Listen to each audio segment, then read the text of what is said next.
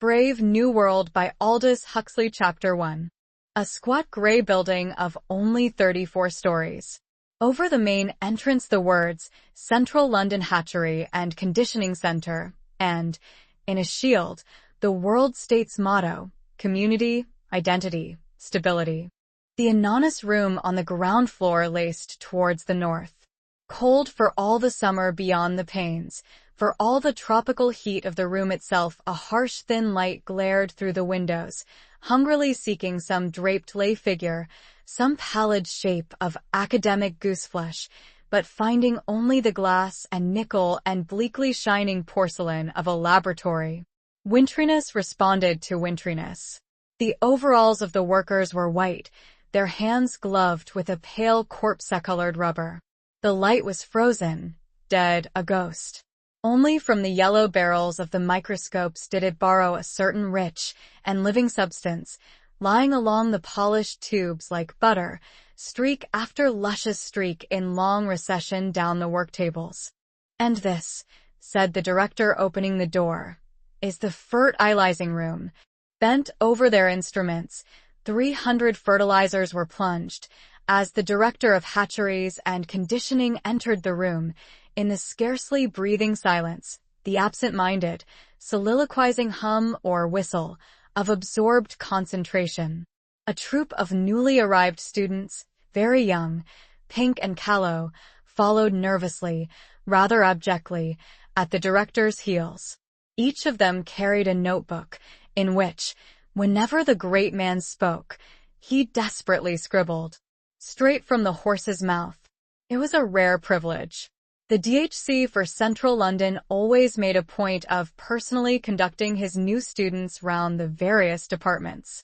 Just to give you a general idea, he would explain to them, for of course some sort of general idea they must have, if they were to do their work intelligently, though as little of one, if they were to be good and happy members of society as possible. For particulars, as everyone knows, make for virtue and happiness. Generalities are intellectually necessary evils. Not philosophers, but fretsawyers and stamp collectors compose the backbone of society. Tomorrow, he would add, smiling at them with a slightly menacing geniality, you'll be settling down to serious work. You won't have time for generalities. Meanwhile, it was a privilege. Straight from the horse's mouth into the notebook. The boys scribbled like mad. Tall and rather thin but upright, the director advanced into the room. He had a long chin and big, rather prominent teeth, just covered, when he was not talking, by his full, floridly curved lips. Old, young? 30? 50? 50 live? It was hard to say. And anyhow the question didn't arise. In this year of stability, YF 632, it didn't occur to you to ask it. "I shall begin at the beginning," said the DHC, and the more zealous students recorded his intention in their notebooks. "Begin at the beginning. These," he waved his hand, "are the incubators." And opening an insulated door, he showed them racks upon racks of numbered test tubes. The week's supply of ova. Kept, he explained, at blood heat, whereas the male gametes, and here he opened another door, they have to be kept at 30 live instead of 37. Full blood heat sterilizes. Rams wrapped in thermogene beget no lambs.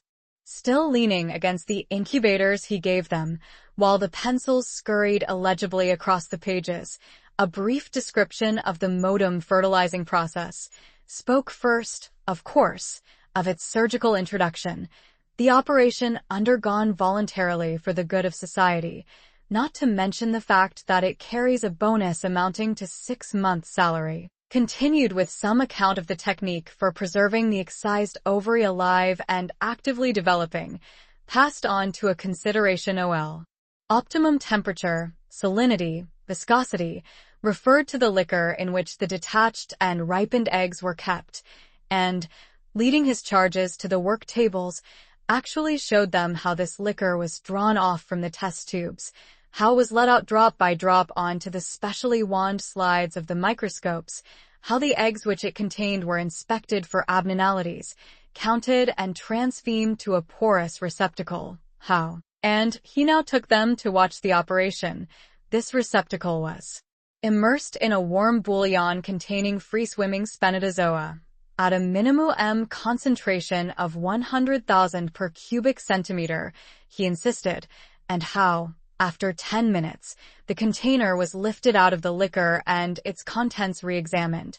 How, if any of the eggs remained unfertilized, it was again immersed and, if necessary, yet again, how the fertilized ova went back to the incubators, where the alphas and betas remained until definitely bottled, while the gammas, deltas, and epsilons were brought out again, after only 36 hours, to undergo Bokanovsky's process.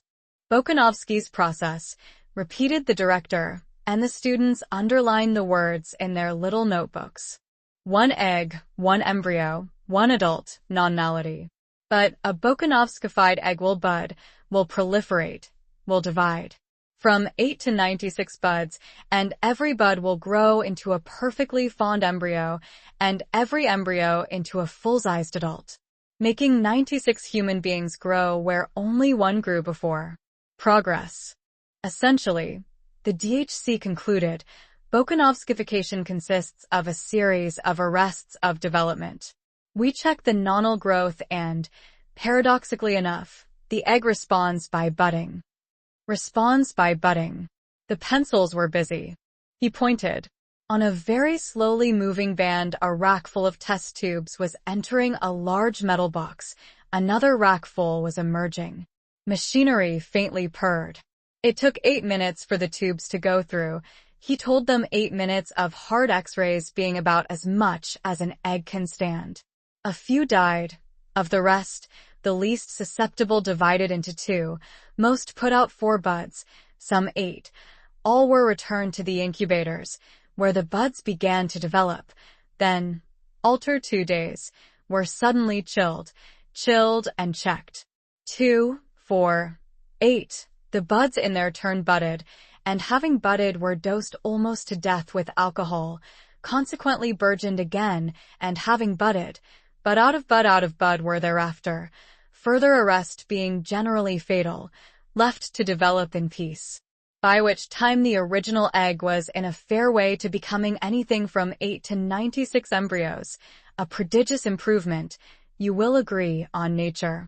Identical twins, but not in piddling 2s and 3s as in the old viviparous days, when an egg would sometimes accidentally divide, actually by dozens, by scores at a time. Scores, the director repeated and flung out his arms, as though he were distributing largesse. Scores. But one of the students was fool enough to ask where the advantage lay. My good boy. The director wheeled sharply round on him. Can't you see? Can't you see? He raised a hand. His expression was solemn. Bokanovsky's process is one of the major instruments of social stability. Major instruments of social stability. Standard men and women. In UNIFO RM batches. The whole of a small factory staffed with the products of a single Bokanovskified egg. 96 identical twins working 96 identical machines. The voice was almost tremulous with enthusiasm. You really know where you are. For the first time in history. He quoted the planetary motto. Community, identity, stability. Grand words. If we could Bokanovskify indefinitely, the whole problem would be solved. Solved by standard gammas, unvarying deltas, UNIFO RM epsilons.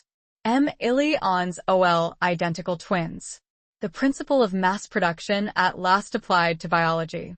But, alas, the director shook his head. We can't Bokanovskify indefinitely. 96 seemed to be the limit, 72 a good average. From the same ovary and with gametes of the same male to manufacture as many batches OL identical twins as possible. That was the best, sadly a second best, that they could do. And even that was difficult.